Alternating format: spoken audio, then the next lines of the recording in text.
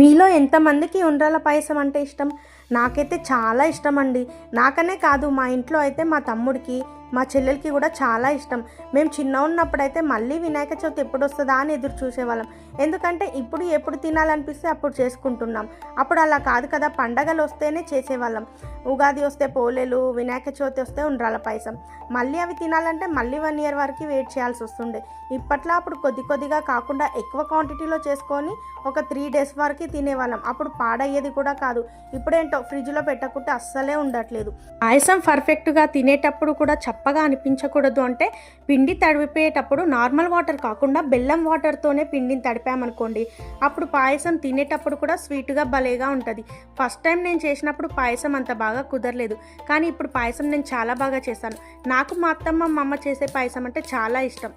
సర్లే కానీ మీరైతే ఈ వీడియోకి ఒక లైక్ ఇవ్వడం మర్చిపోకండి. Bye bye.